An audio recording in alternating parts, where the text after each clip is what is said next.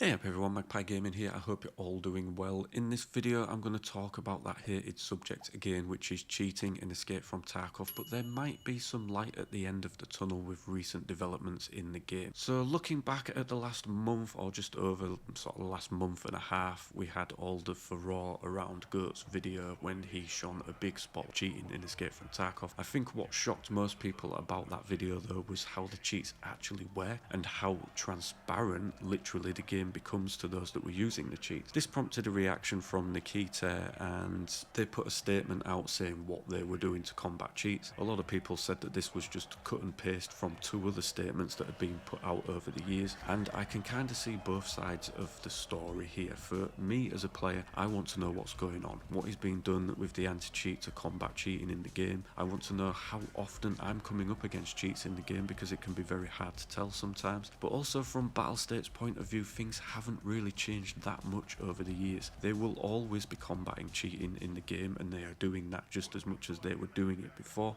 The only thing that's really changed for them is the kind of cheats that they're battling. The anti-cheat will have evolved, obviously, and also the way the cheats are implemented will have changed, but the battle still continues, so there's not really too much to report.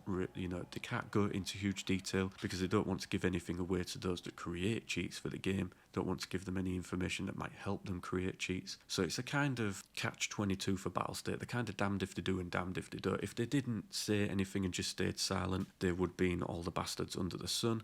But when they come out and say something, they're still all the bastards under the sun to a lot of people. So it's kind of a battle with a community that they won't always win. But there is some light at the end of the tunnel, and the reason I say that is because during March, Nikita admitted this in Tarkov TV last week, that there were 25,000 people banned in the month of March. That's a lot of people. He'd recently said in a Q&A that he did on Reddit that the average 24-hour concurrent player count in Escape from Tarkov was anywhere between 70,000 and 120,000 people. Now obviously for these people to be banned, they have to be actively playing the game, so that is a huge chunk of your player base that, say for any 24-hour period, up to 120,000 people, 25,000 of those have been banned. Now I know that that's not mathematically correct, it won't be 25,000 out of that 120,000, but it's roughly a big chunk of the player base. But if we look at this period so far into April, we're at the 14th of April now at the time of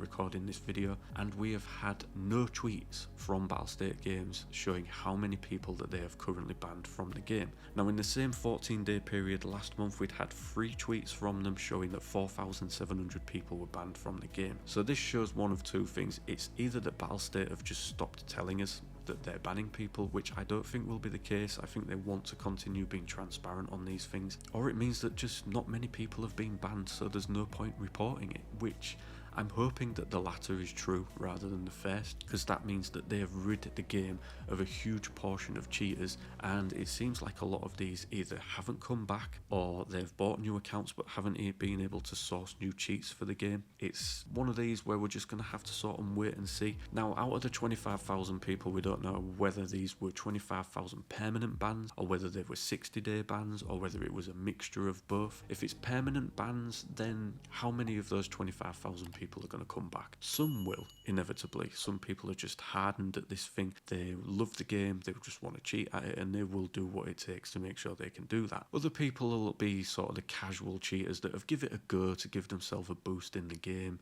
and they've enjoyed it while it lasts, obviously, with the riches that it's brought them, but they've been banned and they're thinking, you know what, I'll buy a new account, but I'm not going to cheat, it's not worth it. You know, you do get those people, these casuals. I would think that the vast majority of them are casuals. I don't think too many of them. I don't think many of the 25,000 will be these hardcore cheaters that will just keep going and going at it. But there will be those people out there. But I think a lot of these may be just people that think, you know what, I'm not going to do that again. Bought a new copy of the game and they're going to stay clean. Other people are being banned and thought, you know, sod that, I'm not going back to Escape from Tarkov, I'll move on to something else. But as I say, in this 14-day period up to now, we've had no communication about how many people have been banned in the game. There will be bans going on, obviously, but we haven't had many. Now, I do know that there were changes made to the anti-cheat that started catching people quicker and sooner. Could be that this is just doing its job and it's working really well. But again, like I say, we'll have to wait and see. If a lot of those people were given 60-day bans, then they could be coming back pretty soon. But Nikita said in TARKOV TV that they will be implementing fresher anti-cheat very soon. They're working in conjunction with Battlestate. He said that they're working on something new that will make it very, very hard to create cheats for Escape from Tarkov.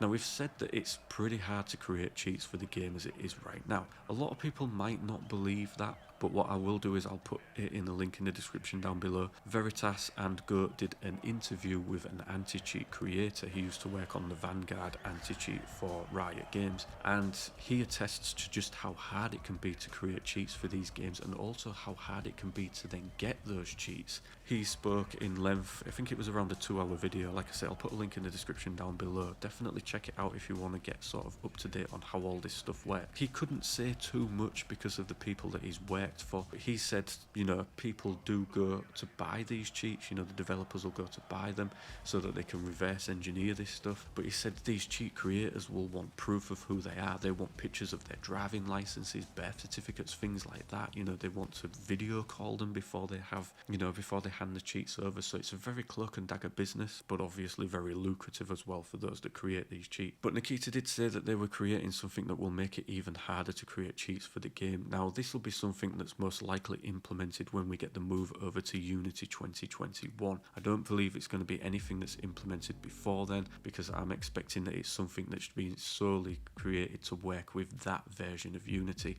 Nikita went at lengths in TARKOV TV to explain how Unity will better the game, how they will have more control over it. You know, it's not just going to be visuals and netcode and things like that, it's also going to be the integration with the anti-cheat. So we will see an uplift in probably people getting banned again when Unity 2021 is applied and it starts catching people again. I would assume that those that created the cheats for Escape from Tarkov have been beavering away trying to beat the anti-cheat again. So it could be that they start to get their cheats out again just as Unity 2021 is implemented, which we're expecting to be sometime towards the end of this month, or not, it'll be in May at some point. So I would expect more people to be getting banned again when that comes around. But like I say, there is light at the end of the tunnel. Obviously the slew of people that were getting banned has slowed right down, or it's that Battlestate just start communicating it, which could happen. But like I say, I think they do want to be completely transparent on things, and they've shown they're transparently recently in the updates that they've done to the game. They've actually produced graphics for these updates. You know, time gone by they would just say, look, we've adjusted this, blah blah blah, and that was it. Now they're saying we've adjusted this, and they're giving us graphics with the info and the percentages and the changes that have actually been made in game, which is new. You know, it's a level of transparency that we haven't seen from Battlestate games before, and I applaud it. I'm all for it, and I'd love to see that continue. And hopefully it's just a case of there isn't that many people to ban at the moment in Escape from Tarkov. I haven't played a great deal over the last couple of months. I've sort of backed off a bit, gone to play other things, got that sort of mid-wipe fatigue as we always get. But the times where I have played, I felt like it feels easier to kill people. It feels like people don't know that I'm coming up on them. So it does make me wonder if before this, a lot of the kills that I did were against people that were maybe using the ESP and they knew that I was coming. So yeah, as I say, light at the end of the tunnel. We haven't had many bans reported this month. Hopefully that's just the case, that there hasn't been too many bans done. But like I say, we'll have to wait and see. If a lot of those that were banned were on just 60-day bans because Battlestate didn't want to lose sort of the players, then we could see these people come back with fresh cheats and it all sort of kick off again. But we'll have to wait and see. But let me know in the comment section down below what you think of the whole cheating situation. Do you believe that it's worse than what Battlestate have ever said, you know, or do you think that the anti-cheat is working? Have you noticed that your games are getting easier, you're able to kill people better, you don't feel like you're being seen as easily? Let me know. And as always, ladies and gentlemen, thanks very much for watching and listening. Don't forget to like, share and subscribe. Stay safe, and I will catch you in the next one. Take care.